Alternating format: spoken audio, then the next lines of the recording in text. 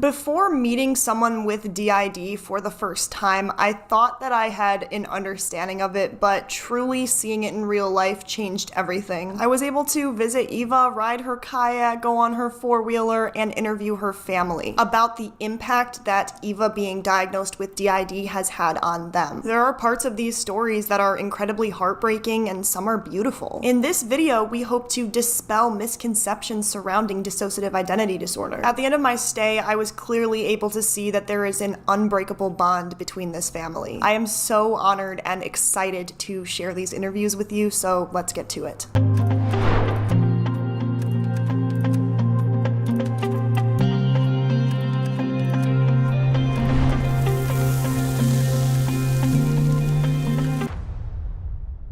Now we are joined with Eva's brother. Thank you so much for coming in today. Yeah, thank you. So can you share a little bit about your experience when you found out that Eva had DID? Well, before we even found out what DID was, I already knew something was off before it was even a name, before it was even diagnosed. There was like no words for it, you just knew something wasn't right, because she'd be like a totally different person. It's like, who is this? This ain't my sister. Or you'd take it, oh, maybe she's just in a bad mood or something, but obviously it wasn't. Or sometimes it could have. It was hard to tell. You just didn't know what it was. Do you remember how old you were when you noticed something was different, or how old she was? I noticed it when the abuse started happening. Sure. Instead of being the sweet little innocent girl, playing with frogs and playing with cats on the farm and stuff, then all of a sudden moody, more back talk, and she was around 9 or 10 years old and I probably would have been 13, 14, so I was kind of a dumb kid yet then too. That's when we noticed her mood changes and stuff, and instead of us maybe getting her the proper help, we just figured, oh, it's just hormones, teenage, part of growing up, because every kid goes through that, the back talk, the rebellion. So I'd say that's the first time that I've noticed that she was different. But then, like I say, I took it as, okay, she's just growing up, and I was still growing up yet. Even I had my rebellious phase. We all do. I would say that's the first time I maybe noticed something was off. And it was a different time in those days, in the late 80s, early 90s. There really wasn't proper mental care, especially when you lived out in the country on a farm. You had your general doctors, but you didn't have the kind of mental care, psychiatrist type stuff you have nowadays, readily available. What was your initial reaction when you found out that she had the DID diagnosis? I guess somewhat of, relief, because then at least you could, it was something. It's kind of like when someone gets sick and you don't know what's wrong with them, at least you know what's wrong with them and you can possibly get the proper treatment for it, kind of like if you're getting like a cancer or something. If you don't know what it is, you don't know. The unknown, I think, is what really scares people. That way you at least have some hope of getting back to normal. Absolutely. So you get some kind of treatment for it. So how has Eva's DID impacted your relationship with her? Before she got properly diagnosed, I was still kind of a kid myself, a teen, and I feel somewhat guilty because instead of supporting her, I more or less bullied her, teased her, stuff like that, because I didn't know what it was. And anytime it's a weakness, bullies, they pick on that weakness. So I feel bad for that. But as time went on, and I seen how tragic her life was, and things got really bad, and then it's like, oh, okay, this is getting serious. And there's a couple times I could have lost my sister, and like, okay, there's no more teasing, bullying. And that's when things got turned around. I tried to be more understanding and not be such a jerk about it, especially once I grew up and became an adult and, realized, hey, this is not how you treat people, Yeah, but you were a kid too. Yeah, but still, it's still not right. Right. You could use the kid thing as an excuse, but it still ain't right. Right. And the really tragic part to her situation is the abuse. The first time she developed some of her alters and the DID, and then instead of getting the proper treatment and diagnosis and help she needed at the time, she got abused even more, and that kind of doubled down the DID. So then that created, it was just adding gasoline to a fire, making it worse until she finally did get the proper help and the abuse stopped. And I wasn't there a whole lot for her because I was already growing up and doing my own thing. At the time, I was taking over the family farm, so I was always on a tractor out in the field where she was, who knows where she was. Most times she's over at the neighbors and stuff. So, but what few times I did meet up with her, I knew something was off, something was wrong. Like I say, being a young adult and kind of naive, I didn't really know what to do about it. And then like say, sometimes I'd just tease her because I didn't know what to do about it. But yeah, as time went on and things got more serious, you know, then I tried to be more understanding. And there were times where I would, when as I got older, I got better and I tried to help her out with things like when that time she got in her car accident, stuff like that. You know, it's like, okay, this is serious. No more being bully. Mean older sibling. Help, you know, try to be more helpful and understanding of things. Yeah. So when did you first become aware of Eva's alters? Aware, I knew there wasn't a name for it, but I knew there was already alters before she was even diagnosed. I knew she had different personalities because you could talk to my real sister at one time and then something would happen or something would trigger it and then all of a sudden, wait a minute, you're not this person.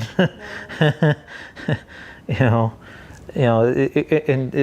weird. It is like talking to a different person, almost like an actor in a way, but it's not. You know, I mean, she even has like different sayings and accents, kind of like a little bit. Yeah. You know, because some of her alters even have like a slurred speech. Especially the younger ones. The youngest one, I think 6. It's almost like she is 6 again because I remember her when she was 6. She has like the same little speech impediment she had when she was physically 6, but she talks the same way as an adult, which is, at first I almost didn't believe it, but when you experience it, you know that it's not a fake thing. It is a real disorder. And when she is that way, you do have to treat her like she is a kid. The weirdest part is when she snaps back out of it. Wow. It's almost like, how do I describe it? Like a shock. Like someone shocked her. And then she'll look around like, wow, where am I? It's almost like someone coming out of a coma or something. It's kind of scary. And she's like, what happened? What happened? You know, it's.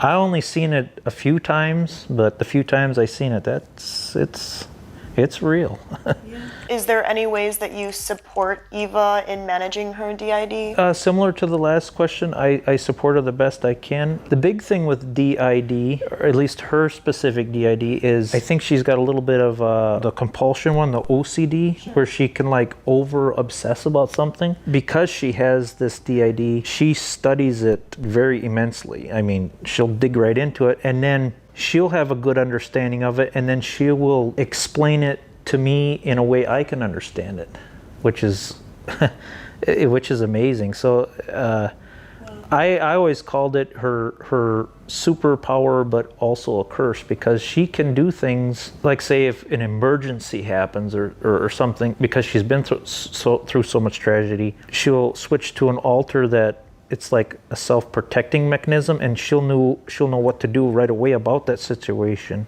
and react to it. Wow. So it kind of goes both ways, but yeah, she'll put all her focus into that and study it until she figures it out.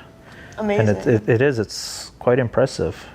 I guess the same way a committed mechanic would sit and study a book, you know, to figure out, why is this vehicle not running right? I want to know what's wrong with me. And she'll, you know, like say study, I don't know how many books she's read. She's got like a whole shelf full of different books on the thing, just trying to figure out, because she does want to live a normal life. If she can't be totally normal, at least make life more easy, make it easier to live with it. So how have you advocated for your sister's needs in terms of friends, family, and mental health professionals? I'm not much of a reader of her books and stuff, because I'm not even going to pretend to understand it. One thing I have done, I've actually gone to therapy with her.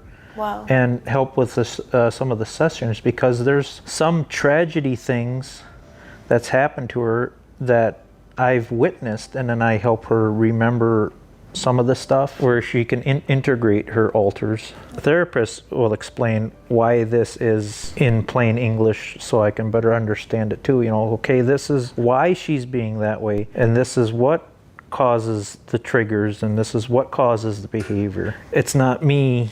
It's maybe It's something else that happened. That's why she's upset about this. What have you learned about DID through your sister's experiences? That it's real. Yeah. Because again, I grew up in the 80s and 90s, and mental disabilities back in those days was looked upon as like a weakness, and haha, you're just a crazy person, let's lock you up. Right. And that was again probably why I bullied her. Oh, crazy, go away. Yeah. And now I try to not be the bully anymore, and okay, this is a real thing, we're not going to make fun of this anymore. Right. This is serious. You can lose your life and stuff like that. And she has tried suicide, and that was a big wake-up call. So now it's like, take a step back, and if she is upset, okay, hey, are you okay? Do you need help with something? I can't help her a whole lot with the mental stuff, but if she needs something physically done, like say, something broke in her house or something, and that triggered her and made her upset. Okay, maybe I can come over and help fix this, somehow, and that'll relieve some of the stress. Oh, well, that's... Basically try to, help stressor situations out in any way I can, because I'm not a psych, brain stuff is totally, I don't know nothing about that. Well, that's nice. You help when you can. Mm-hmm. Has there ever been any eye-opening experiences that changed your perspective on the disorder? Yeah, and I answered this before. When I actually seen some of her alters come out in therapy, it's like, okay, this is real. This is not just a mood swing, or it's a real thing. You almost have to witness it. And then another thing that really opened my eyes, she showed me like some of these videos of people, I don't know if this is like the new kid trend thing, where it's like these kids want to fake this disorder to get attention, but when you really have this disorder, she doesn't want to flaunt it. She's almost like ashamed of it. She wants to hide it. She don't want people to see it, and she does everything in her power to hide it. Whereas these fakers, they're like, hey, look at me, and that's not what this disease is. It's if she could cure it. Or she's even said this to me, if she could cut off her arm to cure herself, she would do it. That's how bad it is. She said that one to me, because it's very painful. Because there's times where she's snapped out of her alters, and she doesn't know how she got there or what she was doing. Or it'd be like coming out of a coma or amnesia or something, and that would be scary. I can't even imagine it. Do you have any advice for anyone with a sibling who has DID? Don't be a bully. Don't tease and make fun of it. That's one thing I do regret, is being, same thing happens to normal kids at that time, the teasing. If you can avoid that would help a lot, I think. Just being nice about it. So has this overall experience changed your opinion on mental health issues? I would say, yeah, very much. Because again, I used to think it was like a fake thing, or lock them away, crazy type thing, but no, it's a real thing that needs to be properly treated, and not just DID. I mean, what's the other ones, bipolar or any of them, I can't think of all, but any of them diseases. And I think that's bad too, where kids are pretending to have these diseases and they don't really have them, or they have something else and they're not getting properly, evaluated. They're just making it up just to make a video. So, hey, look at me. That bothers me the most. Because when you see a person that really has the disease, like they're making fun of it. It's almost like, as an example, it'd be like someone pretending to have their leg cut off, and they're pretending to be in a wheelchair, and they're pretending to be a Vietnam vet, like a scammer. Yeah.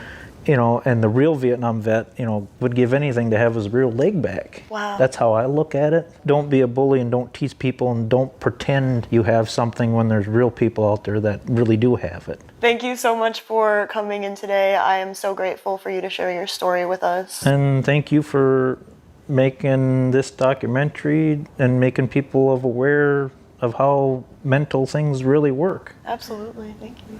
Yep, thanks. Cut.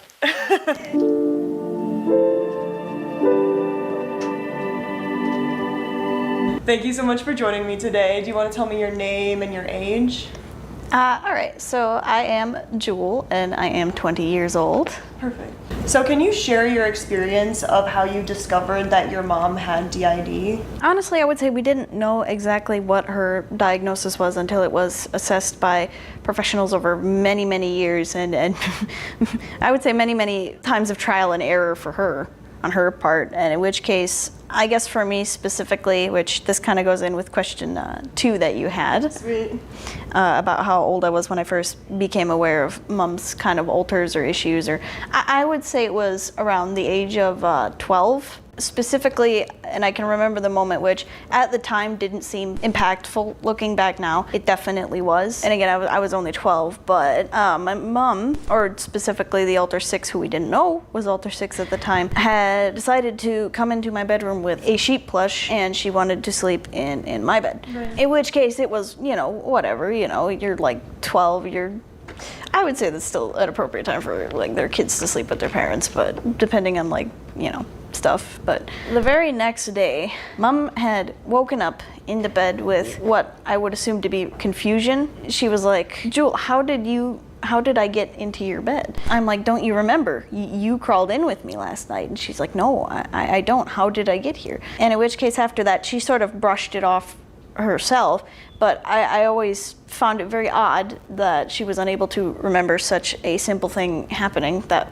was only a day prior. I was still pretty young, so I wouldn't say I knew much about the disorder myself. Right. The family has to go to therapy for themselves because we don't always know all the answers. I do know a lot more than I did back then, thankfully, but there's still a lot that you have to learn to work with. Right. How old were you when you first found out about your mom's alters? 12, because right. that impactful moment from that point in time, which, again, I brushed it off. I didn't think it was going to be something that would stick for me this long, but it is something that I probably am not going to forget. Otherwise, beforehand, I guess I didn't really consider the fact that she had acted strange in any capacity. In which case, I would say it's taken a lot of learning which personality does what and who is who, because, despite it being one body, they are most certainly pretty much separate people. How has your mom's diagnosis of DID impacted your relationship with her? I would honestly say we have an incredibly close relationship. A lot of that was based on trial and error, and I will say there have been very emotionally difficult times where some of the alters don't necessarily care for you all that much, and they don't necessarily like you. Sure. In which case, that's maybe 1 or 2 of them. And again, this has been many, many years of learning what works and what doesn't, specifically with each alter. But I would say that, yeah, we definitely have a pretty close communication relationship, because that's kind of what you need to have with a person who has DID, because if you don't, it's only going to be harder for both the person who has DID and yourself. So what changes and adjustments have you made to better support her? Definitely had to learn my way around how each alter behaves. They're pretty much separate people, all with different likes, dislikes, needs, and such. Really, by learning who each alter was, I could better work around what made them comfortable. So, can you talk about some of the challenges that you have faced with communicating with your mom's alters? I would say it was a lot harder when I was younger, because as a kid, you do have to emotionally and physically rely on your parents for a lot of things, and with a DID, that isn't always necessarily how it works. Thankfully, there was a dad. We had a second parent in the household that was, I would say, better adjusted to handling easier things. Not to necessarily say that people with DID cannot have children, because they absolutely can. And with my mom, we definitely have a very healthy relationship that took a lot of time to, again, develop because of all the alters, because some of them were quite difficult, are quite difficult. How do you navigate these interactions? A lot of the interactions and such take a lot of patience. Being able to navigate, again, comes with being able to identify which alters which, because each of them have a different personality. For example, if an alter kind of dislikes what you're doing or has some issues with you, it's a lot harder to get to understand them and get to know them better because they're actively trying to push you away. There are a lot of other alters in my mother's system where a lot of them actually really liked me and looked up to me. It gets interesting year to year because I would say all of the alters, they don't age, they don't change. So as you're changing, it sometimes confuses them. You know, the relationship you previously had, maybe when a 6-year-old alter and you're like 12 and all of a sudden I'm 20 and they're still 6, their relationship usually evolves and changes over time. How do you provide support in managing your mom's DID? Specifically when it comes to my mom's DID, a lot of them from my understanding of talking with her therapist, as well as, you know, having to do these interactions on a daily basis, most of them tend not to remember what they've done. If one of them has done something concerning or something that should be, you know, noticed or taken note of, a lot of times I will write that stuff down and then send it to her psychologist in the event that it could be helped or could be used to help her manage her DID better. Are there any specific strategies or coping mechanisms that have helped both you and your mom? You can't take things personally sometimes with some of the alters, which is an incredibly hard emotional hurdle to jump over. What have you learned about DID from your mother's experiences? From living with a DID system, it's an incredibly complex disorder. It's a very well hidden disorder for as long as it took for professionals to be able to diagnose her in the first place. It's definitely strenuous on people who have it as well. I've seen her struggle sometimes physically, sometimes mentally from day to day, depending. It's definitely a struggle. Have there been any surprising or eye-opening moments that changed your perspective about the disorder? I would say that one would be hard for me to answer because after living with a DID system for so long, it's hard to be able to put yourself in like a normal kid's shoes per se, where their experiences are probably a lot different with their parents. So for mine, it could be something that I'm completely missing, but because this is what I've always had to deal with throughout my entire life, that it's, you know. How have you advocated for your mother's needs and ensure that she receives care and understanding from others like friends, family, healthcare professionals? I think a lot of that has to come with taking the time with people who interact with her, not so much on a daily basis, maybe sit them down and talk with them and say, hey, this is how she behaves. It's not necessarily her fault. You have to definitely treat people with DID with a lot of patience, which can be hard, especially if you have an alter that is confronting you or is even like shirking away from you or withdrawing into themselves and you can't necessarily get over that barrier. Again, this is something that I have to deal with on a daily basis. So for someone like a doctor, if I had to take her to the hospital, all of a sudden they get confused. I literally have to take the time to explain to them why she's behaving the way she is and try to also emotionally be there for her if I can, if it helps in any capacity. Wow.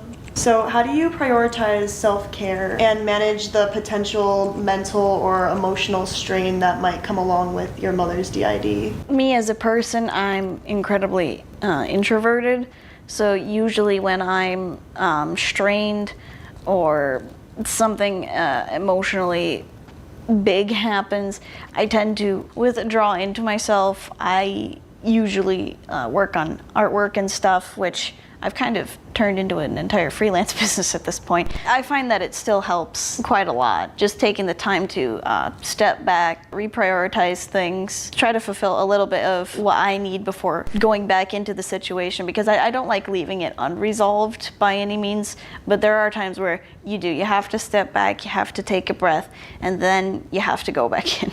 Are there any resources or support systems that you have felt that were helpful? I would say when I've been at my worst when it comes to some of the alters and interacting with this disorder on a daily basis, seeing a therapist is definitely recommended, because a lot of what you're experiencing, they can usually reassure you or they can explain it better than what you would be able to perceive it as by yourself. And in which case it also helps to have a close group of friends that maybe understand the situation as well, that you can explain what strains that you're going through at that moment, and then they can also give you that reassurance that you need. In what ways has your mother's journey impacted your own personal growth? And again, this is from my perspective, so maybe other people didn't notice it, but I did feel as though I mentally matured a lot faster than other people in my age group at the time that we were just discovering this disorder. You tend to perceive the world a little differently from everybody else. You tend to see things in a more adult perspective, and I actually realized this when I was in one of my psychology classes back in school, where the psychology teacher had us take a quiz regarding if you were a realist, an idealist. I think there was also a dreamer, and then there was one other category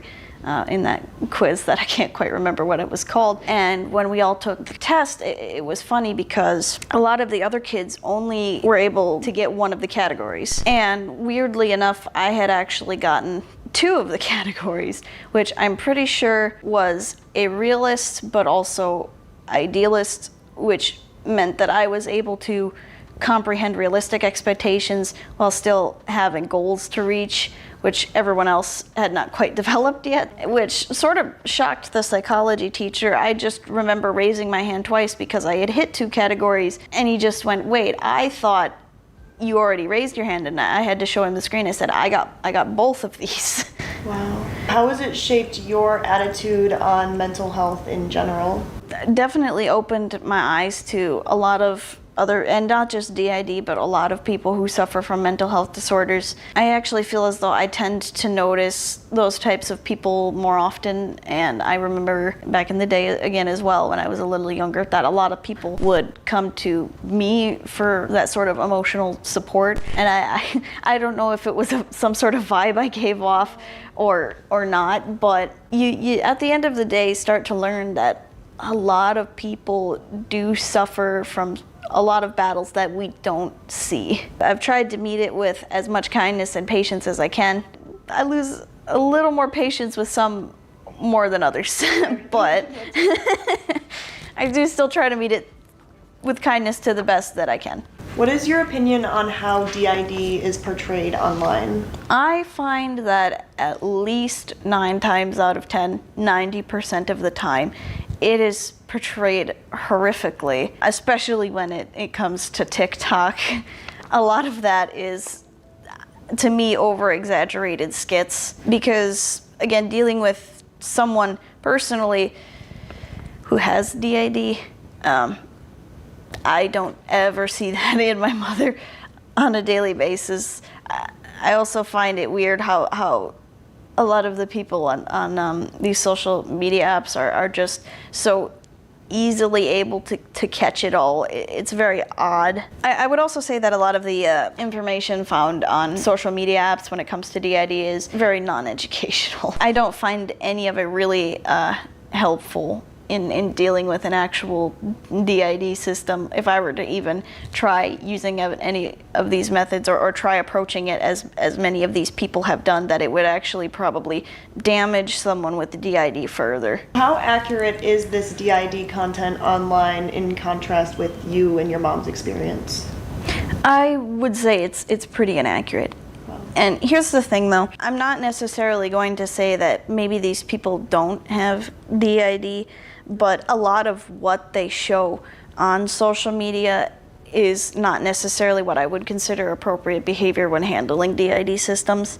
A lot of them even tend to show off coping mechanisms that could otherwise damage other people who are looking into this disorder. So for example, if another DID system saw what a DID system on TikTok is doing and then try to replicate the behavior in order to maybe try to help themselves, what they could be doing is actually potentially damaging themselves further. Can you share any positive experiences you've had with your mom and her alters? I would say that we've definitely had a lot of good moments, a lot more of those than like bad times per se. We definitely have a very close relationship. It's very easy to approach her with any problems that I have, and I know that she's not going to judge me for those problems, or if something is bothering me or is hurting me and I go to her with it, that she is going to support me 100%. Do you have any advice or insight to anyone who has a parent with DID? Definitely meet it with patience, and it takes a lot. And when it comes to trying to jump over that emotional hurdle of not taking it personally, that is the hardest step to do. I can't tell you how many times that I've been incredibly distraught because one of them said something to me that definitely hurt. It doesn't happen often, but when it did, it was very impactful. However, it usually does end on a better note because she'll come back, and if she sees me upset, she'll ask what happened, and then I have to explain it to her. Oftentimes, she feels just awful about what has happened and does apologize. Sometimes for things that she doesn't even need to apologize for, but because the embarrassment is a lot, that she'll apologize anyway despite not having to. That stuff does tend to stick with you, so I've really had to learn not to take some of the alter's comments towards me seriously, or I've had to ignore them, shirk them off, because at the end of the day, that's all you can do, because that personality is not in any capacity going to change until they integrate or they get over the trauma that they've been holding on to for many, many years. So, are there any resources or strategies that you recommend? I definitely say looking into what professional psychologists have to say, listening to seminars. I particularly like the work of Colin Ross, which I've read a lot of. I've read his trauma model book. The others like Deborah Bray as well, because I've definitely had to take the time to educate myself in order to understand what my mother is going through, maybe better help her, try to better help myself. So that's the best advice that I can give. Well, thank you so much for meeting with me today. I think absolutely. This has been just so educational. I really appreciate it. Cut. Heck yeah, cut. We did it.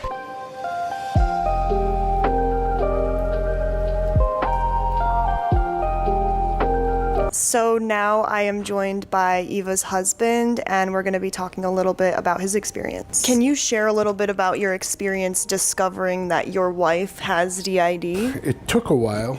It's not a quick diagnosis, but I remember when she came home the first night and they thought this was a possibility. We didn't know nothing about it, and she did some reading on it, and she instantly started crying. She did not want this at all.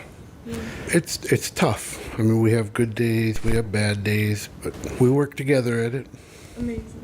What was your initial reaction to Eva's diagnosis? I guess I didn't know what to expect. Like I said, didn't know nothing about it. It's just tough seeing her go through so much pain.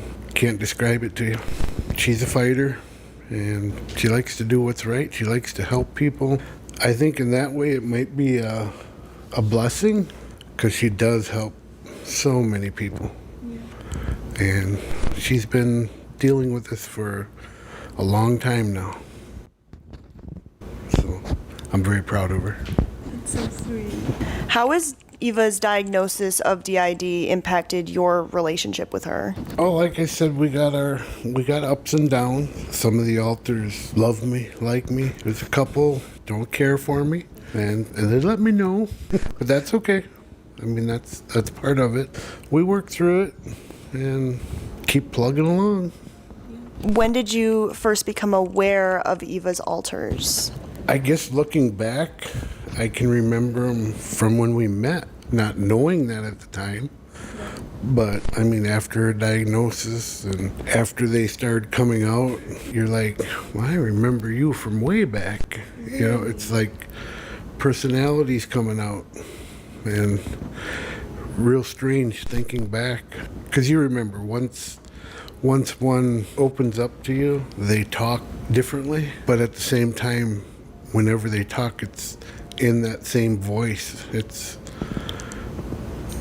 really amazing. Have you ever faced any challenges with communication with Eva's alters before? There's definitely been times.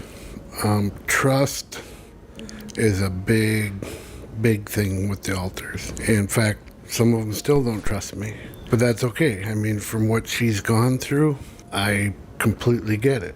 Right now, we're in a real good place. We're doing really good.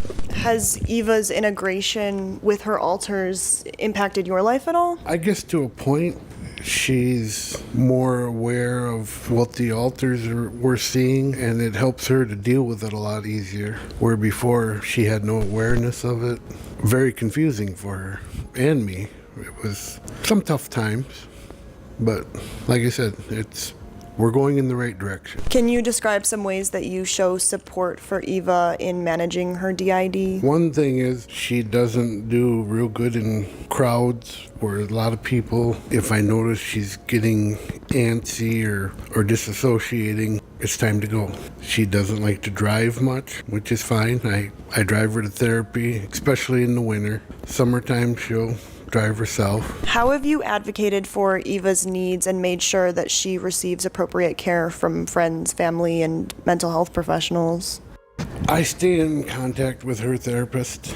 I even go to therapy once in a while. Some of the family don't understand it. I don't know if they ever will. We keep jumping hurdles and fight it together. We're gonna win. That's amazing.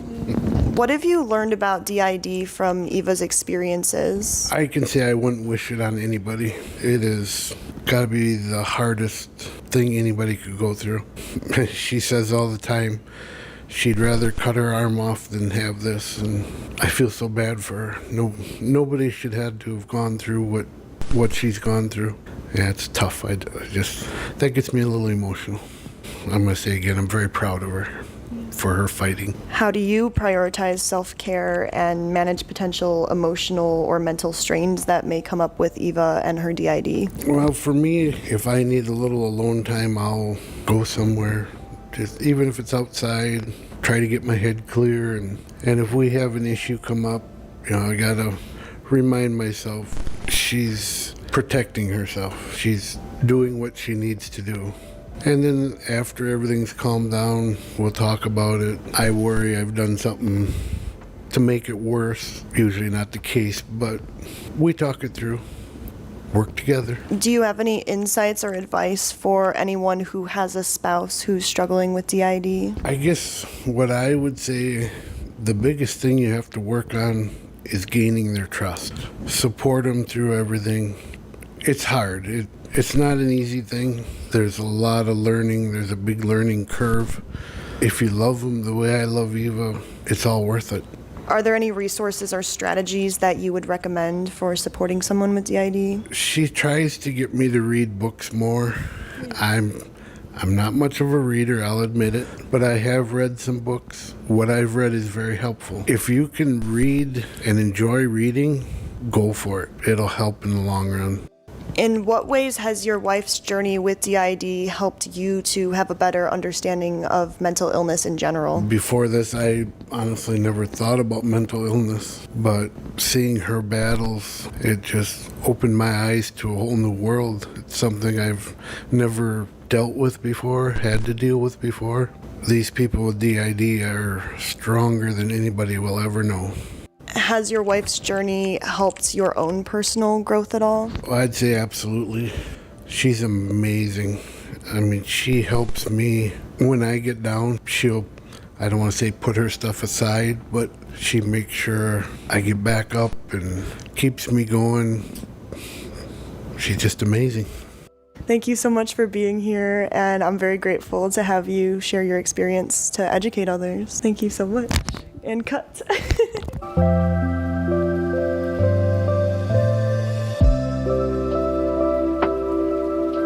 So now we're joined with Mom, and she's going to answer a few questions about her experience. Can you share a bit about Eva's journey with DID, and how did you first become aware of her diagnosis? I really didn't know anything about it. She was seeing a psychiatrist when she had her trial thing, but Right. They didn't know about it then. Now that she has discovered it, it explains a lot of things from her past, little things that went on when she was younger that we didn't know, why she did them or who she was a lot of times. There was one incident back in around the end of junior high. She was sassing my husband and really angry with him, and then it went on for a little while, and I was just listening. I didn't get involved. But then after she left the room, she she finally gave up, me and my husband both looked at each other and said at the same time, who was that? She was about probably 13, 14. How did you first become aware of her diagnosis, and what's the process been like since then? Well, it's been so recent. I know it's hard for her, but it's kind of like when she changed or something, which she doesn't do in front of me very often because she hides it from me. I'm not as aware of it as the rest of the family. Maybe it happened because I was the one who disciplined her the most when she was really little or what. Something like that, maybe. How did you first become aware of DID? Mostly by what Eva tells me. Right. Yeah, she's educating me. So have you ever heard of it before then? No. The closest I've ever come to it was back when I was younger. The movie with Sybil, Yeah. which is similar to that, but it's not the same thing, I guess. Were you aware of Eva's alters before she was diagnosed? Yeah. There was little things, even before she was hurt. At her younger age, she was different than the other two. Okay. She was the youngest, so she kind of got spoiled a little bit. After that, even when she started kindergarten, she had a different personality. I don't know if that had anything to do with the DID later on or not. She would listen to what other people say and believe it. In kindergarten, she thought she'd try to sneak candy out of the house because she thought she could buy friends that way. Little things like that. I was stricter with her. My husband would take her to town, and if she'd beg long enough, she'd get it. But me, I'd say well, if you're not going to behave, you got to go sit in the car. Maybe that's why she's not as open with me. If any of the other alters come out, I don't see them usually. I have heard them. There was one time when she was here a couple years ago, and it must have been number 6 because they were staying here for hunting season or something, I don't know. But she was down there with the 2 daughters, and Adam joined in, and they had all the Legos out, and I could hear the little kid come out. Especially the one incident back when we were still going through the court case. A lot of times I've noticed, and she made me aware of it, just one word would affect her, where she'd change a certain word, and then it was a word that was used when she was abused. And I wasn't aware of it because I don't know how many words that I couldn't say. It was hard that way because I couldn't talk to her then. What are some of the challenges that you and Eva have faced in navigating life with DID? Me and my husband both did. We always told her, we're there for you. Yeah. Because neither one of us knew what it was. We were both proud of her doing all this studying and stuff on her own and challenging it and really trying, because it's been a long time.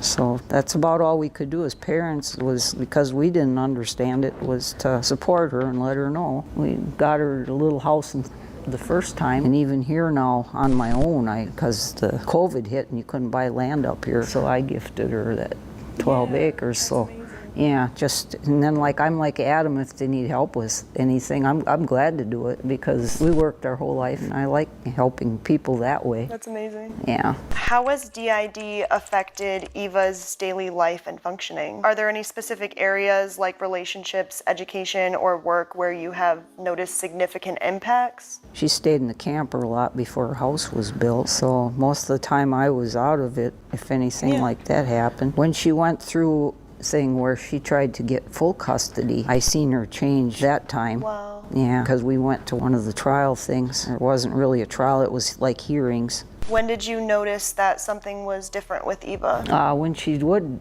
because then when she comes out of it, she's got this blank stare. How has the diagnosis of DID affected your understanding and perception of your daughter? Have you adjusted your approach to parenting and supporting her as a result? Oh yes, definitely. One thing I am is I'm proud of her. Even when she didn't know, she still was trying to educate herself. I mean, she worked hard at it way before even some of the psychiatrists that she had and stuff. And then she found out her artwork and stuff helped, so she really went after that and really got good at that. Yeah, I support her courage just to do it. Whereas some people that maybe had it, like her, maybe didn't make it or didn't fight like she did. Wow. Yeah, I really encourage her and admire her for all the challenges that she faced. How has the presence of different alters in Eva's system affected your relationship with her? That's a hard one for me to answer because, like I said, she does hide them from me. I Yeah. only see them usually by accident. Okay. If I happen to walk in or something. Yeah, she does really hide them from me. Whether she showed any of them to my husband, I'm not aware of it. But he knew something because when she was being abused, he'd take her a lot of times with him. How has your family adapted to and accommodated to support your daughter's unique needs? Right now, like I said, me and my son help her whenever we can. And some of it's fun, like I'll cook something good for her to eat and she'll cook something good for me to eat. We can kind of share food once in a while or find a new recipe. And most of the time we just talking is good. Just go over and visit sometimes. Or there'll be a good movie on or something she'll want me to see, and yeah, stuff like that. Yep. She's supposed to be going fishing, but she hasn't done that yet. Oh, yeah. She used to be really good at it. She could outfish me when she was really young. Really? Yeah.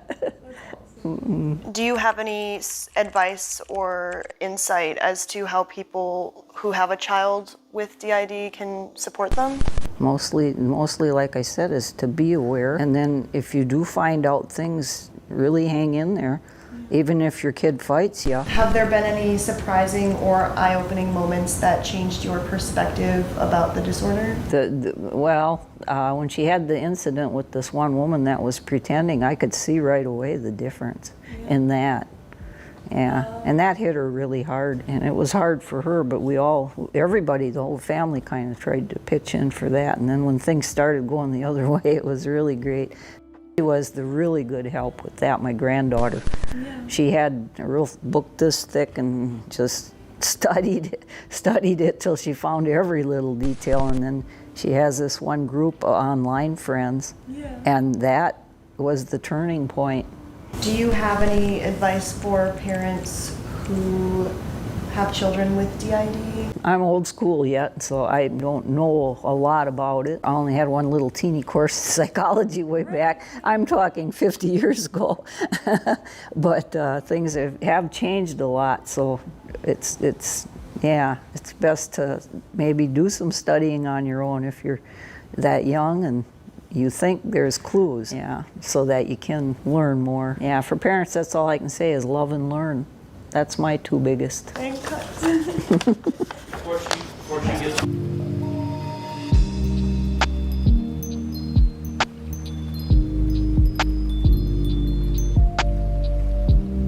Hello everyone, my name is Michelle, and today we have the opportunity to discuss a often misunderstood disorder, dissociative identity disorder, or DID. Joining us today is Eva Marie, who has graciously agreed to be our interviewee today. Thank you for being on. You're welcome. Our goal today is to increase understandings and challenge stigmas about DID. Thank you so much for being here today. Would you be able to introduce yourself and kind of talk about how you would explain DID to someone who's never heard of it before? I would describe it as a painful and very shameful hidden disorder. Most people don't talk about. The trauma received in a person's childhood can complicate your work ethic as an adult. Right.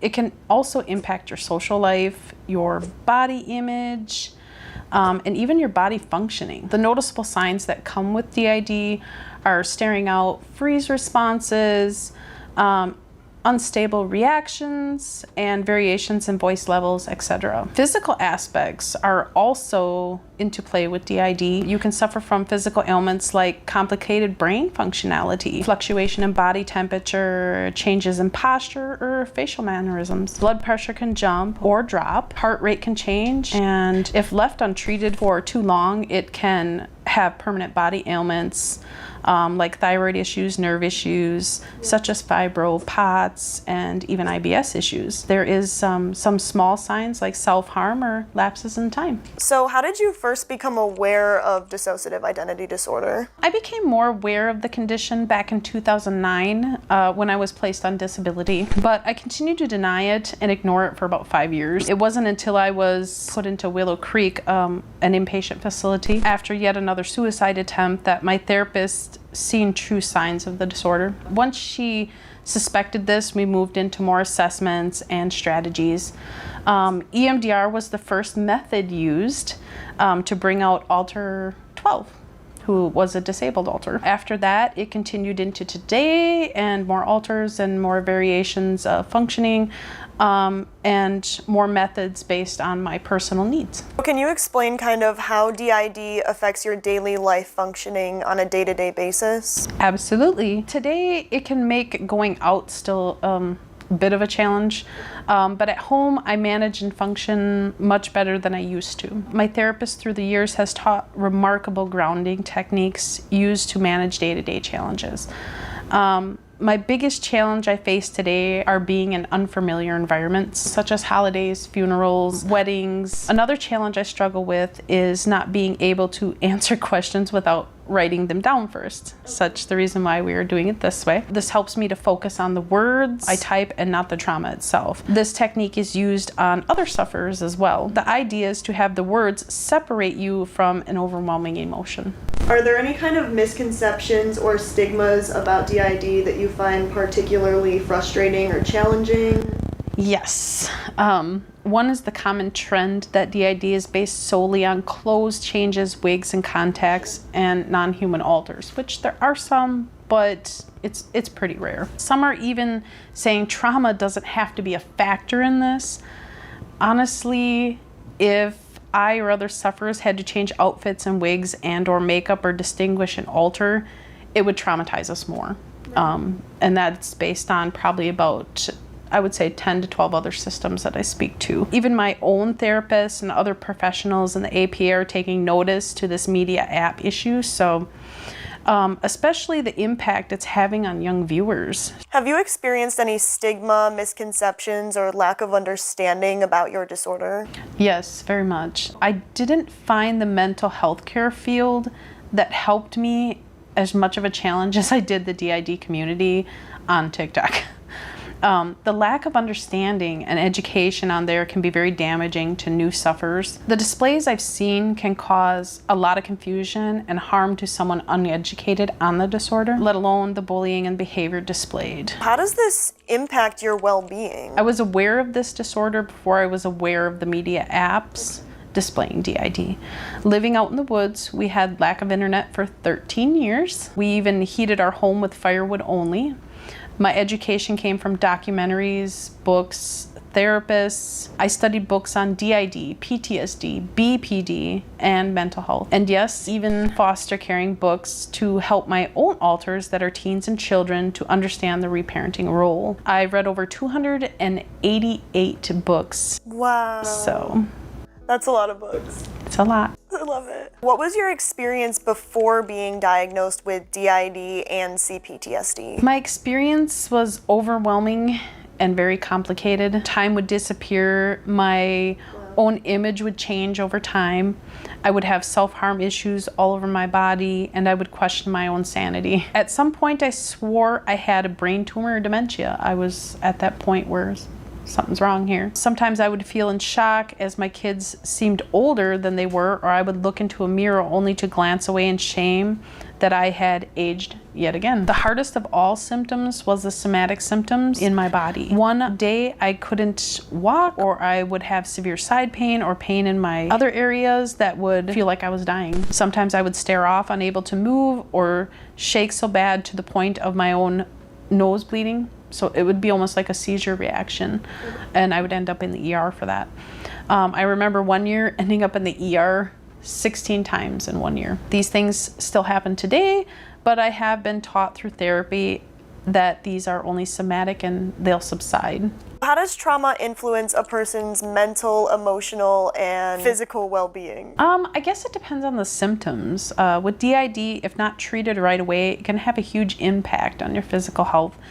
That is what happened to most that I know that have the disorder. As far as challenges from experiencing trauma, some face some huge challenges like reconstructive surgeries, PCOS issues, thyroid issues, bladder and liver issues, bowel issues, nerve issues, and even brain function issues. Some unfortunately end up like me on disability from their abuse and trauma symptoms.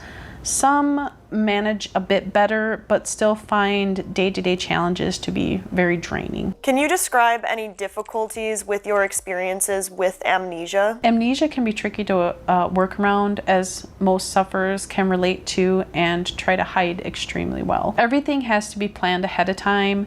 This consists of your therapist's help. Writing can help. Notes, alarms, calendars can be a tool to remind your alters or you on the days you plan, or medication scheduling. But one key point to breaking amnesic barriers is consistency and routine.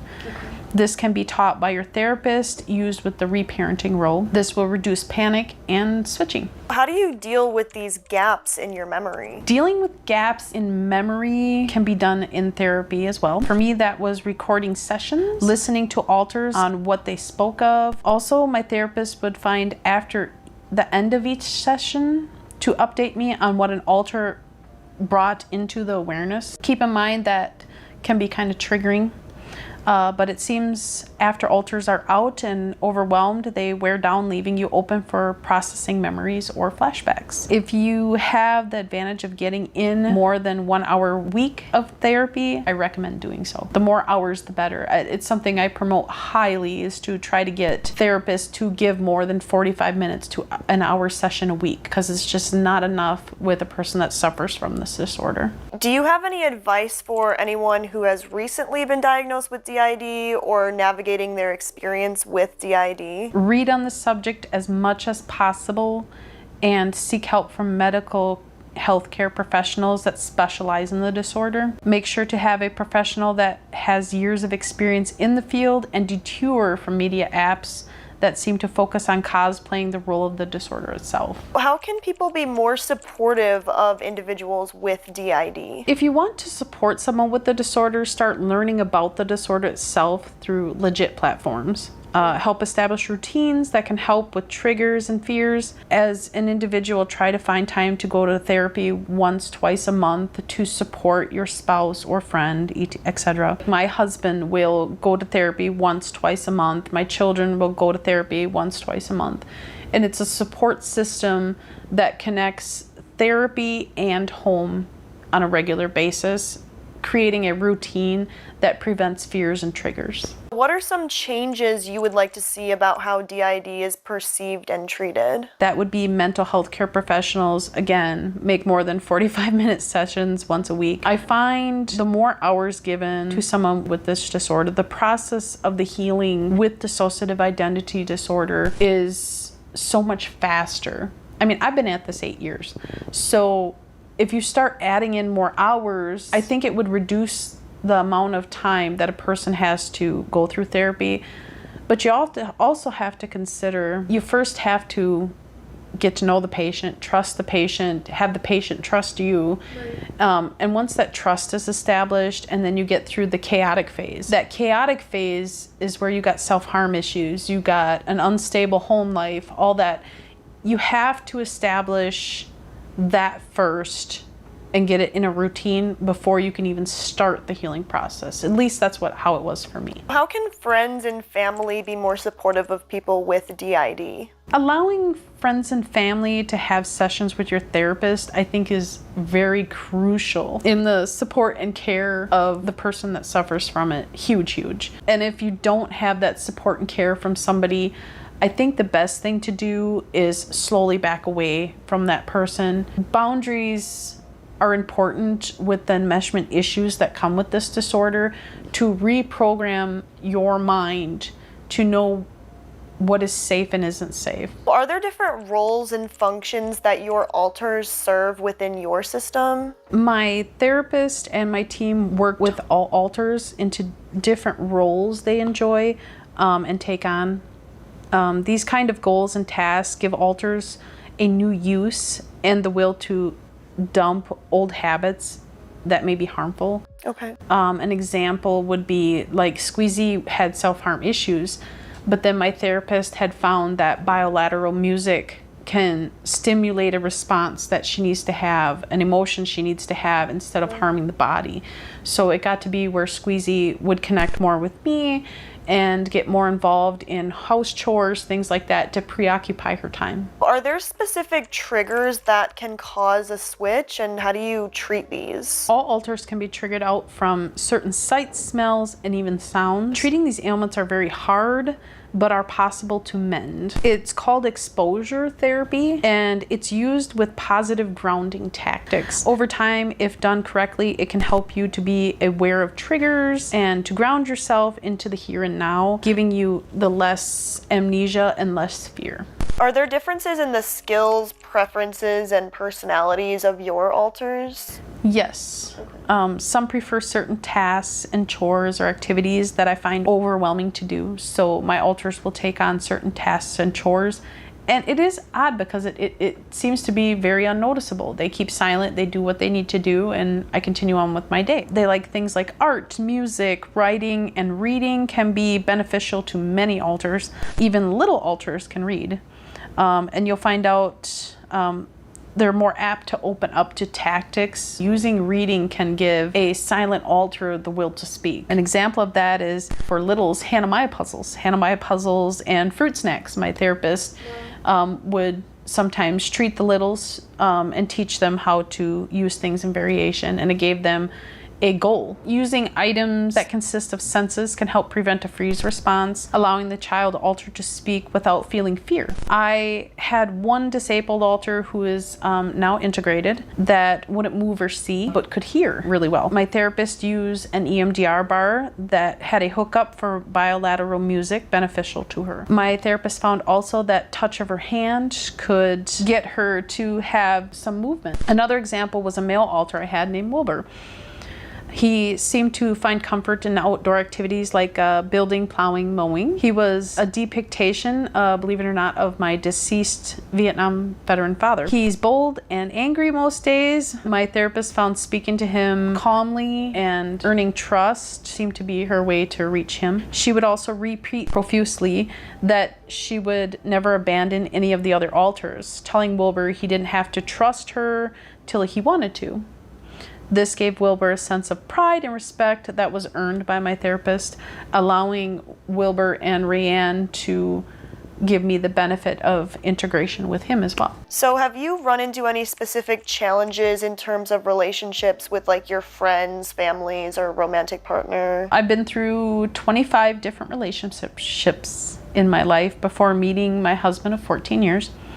I've lost family and friends over alters' attitudes and trust issues. That is why all other disorders have to be ruled out to get the right treatment for your specific needs and disorder. DID can make your life experiences very, very challenging, complicated, and difficult, especially if you have close relationships in the household, such as I do. People actually depict that apart on apps and TikTok and YouTube because they don't think a person with a disorder can function with a family. I've had people send messages claiming that I should have my children taken away. Wow. Yeah, it's pretty intense. And how can I be married? And how does that work?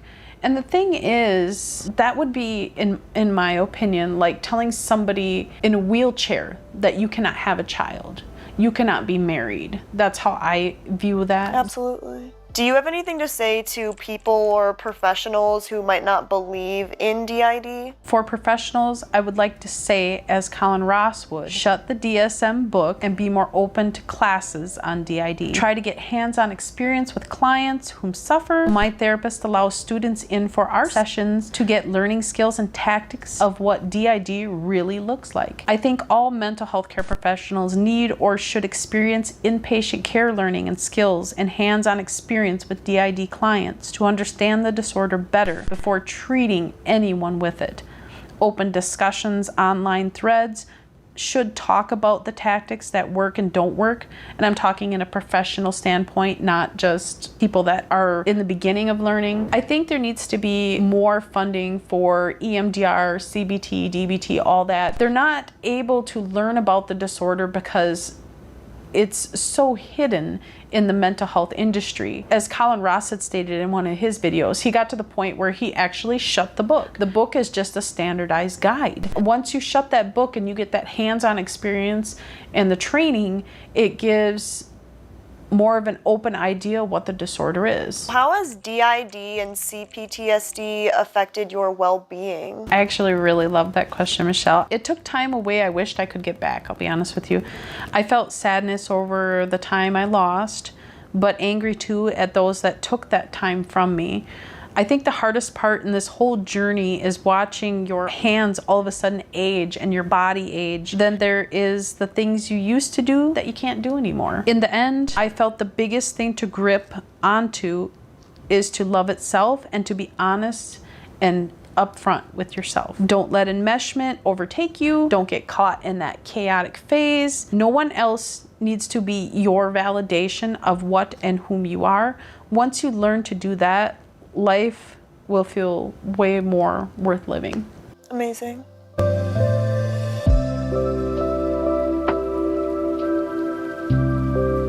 This experience has been more than eye-opening for me. I kind of want to talk about my experience. I have never met a person with DID before. The most I've ever seen of DID is what I believe to be correct on the internet. But the main things that stood out to me was when I was able to meet Alter 6. It was 6 in the morning, which is generally the time that 6 is out, or like in the nighttime and stuff. And her daughter texts me and she's like, "Hey, 6 is out. Did you want to experience," because Eva wanted me to have this experience. So I went up to the little room that she has, and I didn't see Eva, you know what I mean? Eva's body was there, but there was a child there instead. They were in Eva's body. The child didn't know who I was. They asked if I was Michelle, different last name, a girl that she knew in school when Eva was 6 years old. And then when she switched, I could feel Eva. I could feel her frustration and like what happened. Another memorable experience, I hope Eva is okay with me telling the story, is when we were driving to the Pioneer Festival and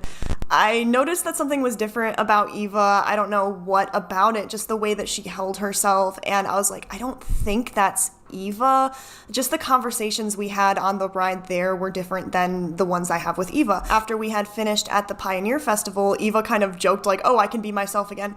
The thing is though, on the ride home, she was trying to remember what she could and couldn't remember. There were very memorable parts of the Pioneer experience thing that Eva was not able to recall. This Alter wasn't so excited to be like, "I switched, I'm out." I don't know, maybe other systems are different. These interviews honestly could not have gone any better. They were outstanding. The family members, I could feel how much emotion goes into every day. I started getting in a way used to it, but this is Eva's life. This is her life day to day. She doesn't know any different. I am so grateful to have met with Eva and her family, and they have genuinely made an impact on my view of DID and trauma. Thank you once again to Eva's family and to Eva for having me over and to allow me to share your stories. They are just remarkable. I'm so proud of this. Thank you so much for joining us throughout this whole process, and take care.